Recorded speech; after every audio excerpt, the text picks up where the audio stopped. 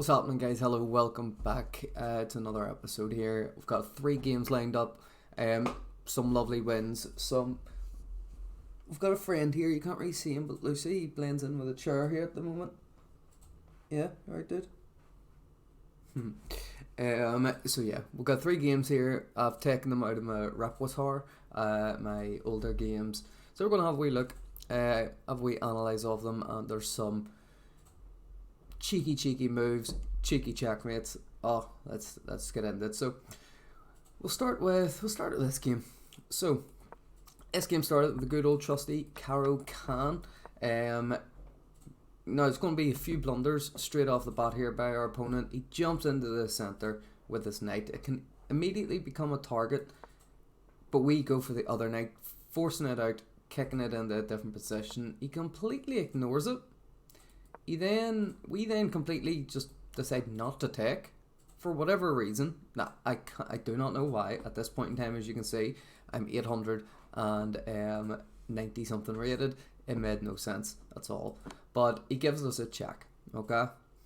We then block that check, re-attacking his queen. He jumps into the centre, forking our queen on our knight, our rook. Sorry. And we just capture it with a king. Yep, okay, we lost the right to castle, but we're up a piece. Already have his knight under attack, his queen's under attack. But this guy, he likes to move his queen. He moves it to the centre, offering a trade. We accept the trade, his knight gets away safe. Then apparently, again, another blunder. The reason this is a blunder, gets a fork on the pieces and he's going to win material. So say we want to save our rook, he snatches up the knight, putting our rook under pressure, we fall back. At this point, you can end up just repeating moves. Depends how stubborn you are. You can just go and go. If you don't want to lose your rook. But that's not what happens. And instead, our opponent goes here. He misses it by 1 square. And in doing so, we manage to save the rook, get away safely. He now obviously can't go back in order to repeat that. That's going the wrong way. So he develops his bishop, getting his bishop out as normal. We try to continue putting pressure on his knight. He needs to move his knight out. We capture. Nice we trade in the centre. Offer another trade to bishops. Obviously this is only protected by our king, and that would be getting our king straight into the centre of the board. And we go ahead and we do that. I don't know if that must have been a misclick. He must have tried to castle. So he must have tried to do this.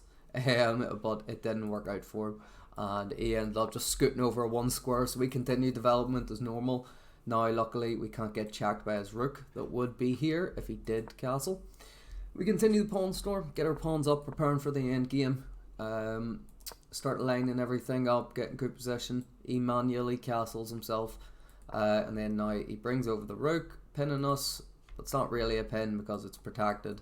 And we're happy enough to snatch up the c pawn. Now we've got into his position. He attacks our bishop.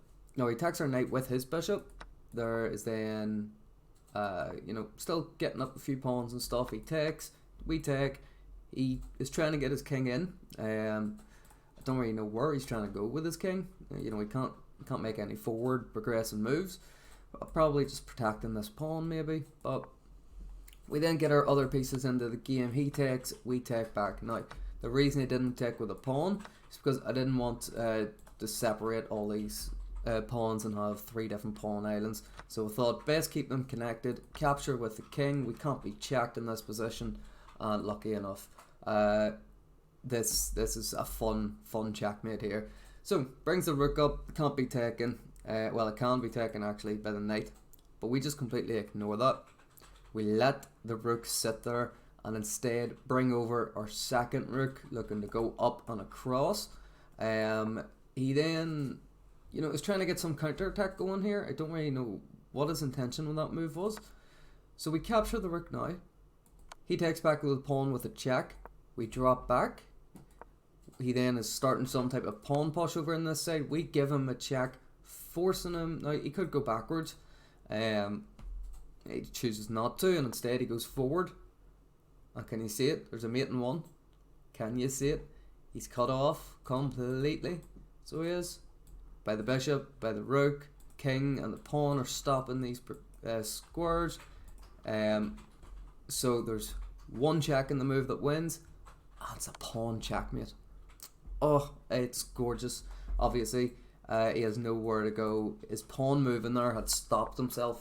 That one pawn move had stopped his escape square, and it's just game, set, and match. That was, I thought that was a lovely wee checkmate that I found. So we'll just get straight on to the next one. This one was a very intense game, so it was, and it's a reason as to why you should study your end games and have a wee bit more knowledge. Mainly when I say that, I mean pawns and king end games. So this game started off with a Vienna max line gambit, which is quite often what happens. So shove the pawn in the centre, kicking the knight away. He pins our pawn to our king with his queen. We then copycat, do the exact same, throw there in the centre. I don't know what his intention here was, what he's actually trying to do, but we kicked the knight out. Now that's a miss, so it is. It would have been better to, well, yeah. So that was a miss. It would have been better to go knight d5 instead, forcing the queen out, then getting a rook over there in the corner. But we didn't go for that. So instead, what happened was he captures in the center. We take, he takes, we push and attack. He falls back. We trade queens and just start developing. Now, I know you should not trade your bishops for your knight. Again, I'm only 888 rated. I'm no master. I am no master. But we've done this to damage his pawn structure. If he takes either way, yes. If he takes with the f pawn, it will be opening up his rook, help defending this pawn, and just basically just pushing it all the way down. But instead, he takes with the h pawn, completely opening up that side on his king. So we snatch the first f pawn.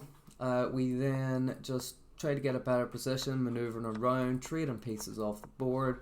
Our knight is very trapped here. You know, he can't make any forward progressive moves. So we try to set up something here on this g file with a rook. He keeps pushing and pushing. We open up the g file rook now. He is now pinned our knight, so can't move it no longer. We remove ourselves from the pin. There's a lot of pressure building on this knight, so we just get it out of the way. Then protecting the square, so the reason he didn't come down and give a check was because the knight protects. So he retreats with his bishop. We bring our rook over, looking to trade. He gives us a check instead. We fall back to a safe position. He doubles up his rooks. We then attack his rook. He trades the bishop off. Check, check. Just, you know, he's giving us petty checks. It's a rook pawn endgame. He has a massive advantage. We probably should have snatched up a few more pawns there, but unfortunately it didn't end that way. And he has a massive pawn lead going in. So he has two pawns over here. One of them's a pass pawn. He has this wee pawn island that's stopping the progression. So he runs his king over. We snatch up the pawns on the far side, and he starts trying to use that pass pawn to get a queen. Now, something you should know is the the promotion square. So if your king is within this square, you will be able to stop the pawn. And that's exactly what I realized at this point. So I realized, okay, we'll get ourselves into that square. He pushes, makes the square even smaller. So he does, again. So we go in, get a great move for that. Now he tries to promote, but we manage to go down and stop it. This does result in us losing our pawns. I could have played that a wee bit better. Now this can get risky. This is why you need to study pawn and king in games, because he just gives us the advantage back. If you are in front, your king needs to be in front of the pawn to promote it. You want to be attacking or defending the pawn with your king in front. And if you are in front of the pawn with your king, keep moving backwards and forth. If he goes to the side, then you go to the same side, and then he pushes forward, you jump in front of the pawn again. He goes over, he goes to the middle, you fall back, you go forward, which what happens, he goes over to the side again, we go to the same side, he gives us a check, we end up in front, and it's a draw. So forced draw, nothing he can do, obviously. If he steps away from the pawn, we take it, and it's a draw.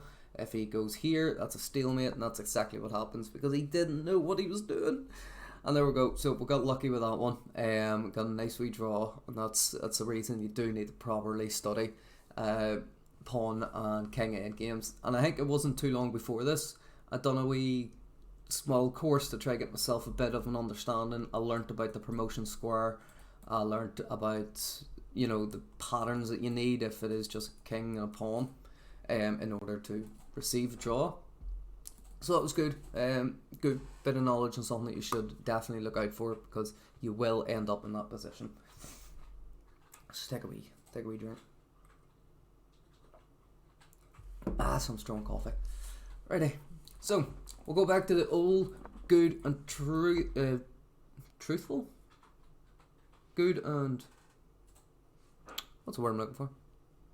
I don't know, but the good old Caro-Kann. Very simple moves going on here. We trade the light squared bishop, get our pawns on light squares immediately, fighting back against that complex. Trade the dark squared bishop. Now his light squared bishop is extremely weak, trying to fight against all these pawns. They're just looking at brick walls. We attack his rook. He drops the rook back. Okay, we then pin the knight to the rook. He attacks the bishop. All okay, that's fine. He's trying something here with his queen. I'm not really sure what he was going for, but this guy, he loves to move his queen just like the other one. He moves it around. That's just wasting tempo. We attack the pawn in the center. He attacks our bishop. We retreat the bishop. Now he's massively weakened his king here by pushing the pawns. This can become a target very soon, and it does. So he slots his king or his queen into this position, attacking the rook in the corner. He is, you know, it's protected. It can't be attacked, so it can't. So we castle straight into the line of sight of the queen, because we know there is nothing there for him. It is no dark square bishop to set up a battery. He can't easily get his rooks right behind his queen. So we're safe in 1-0. So we goes to attack our bishop. We find the brilliant, or well, great move of bishop d4. After bishop d4, he attacks it. We snatch up the pawn that is protected by the queen. Attacking his queen, he retreats. How can you see it? Now there's a fork of pieces. You got a fork of the rook and the queen, and also the rook is pinned, so he can't even move it. And it's protected by our queen, so he can't take. Now he retreats, we take, he takes back, we attack the queen, we just keep going. Now can't. Oh, this was a lovely discovered attack on his queen. So this is a check. He has to fall back. He can go forward, but why would you do that? You want to keep your king safe. So he retreats backwards, and we win his queen in this position by sacrificing the knight. You sacrifice the knight, it is a check, so he needs to either move or deal with that knight. He can't move his queen in any way. Well, he can't block it. He can't take that piece with his queen, so he loses his queen. He probably should have taken the knight, because as you see shortly, the knight does nothing but cause problems for him. And this is all good. It's a very difficult position. His king can't move to any of these squares, can't move here. So he's either got f3 or he's got e1. Now, if he goes to e1, if he goes to f3, he can possibly escape, tuck himself away into the corner here, but he doesn't, and he hangs mate in 1. And before I can even deliver it, he resigns in this position. It was just a wee game of kicking his king about. Plenty of tactics there with the discovered attacks, with the pins, with the forks and pins. But this discovered attack was just delicious. I've seen it. You always look out for checks. Here, this check is protected, can't be attacked, can't be blocked. So we check, falls back, discovered attack on his queen with a check, and we get the queen, and you're just massively winning. And oh, it's gorgeous. It is gorgeous. Anyway, guys, I do apologise for the quality of this video. It could have been much better. But starting back work and everything, it's fun. So just trying to make sure there's something for you to watch. So I do appreciate you tuning in. Please hit that subscribe or the like button. Leave a comment for anything again that I might have missed, something that you would have done in any of these positions. It's it's good to interact, and it helps me so much. So it does. But yeah, we're closing in 2,000 subscribers, which is ridiculous. I cannot believe that in the slightest. But thank you so much for everyone for tuning in. Have the rest of your day. I hope you enjoyed the World Chess Championship. If you haven't seen that, I'm sure you probably have, but it was something. I've seen two of the best players play against each other. It's got me a wee bit back into the speed chess. I'm terrible at it, I really am, but here, it works. Anyway guys, bye bye.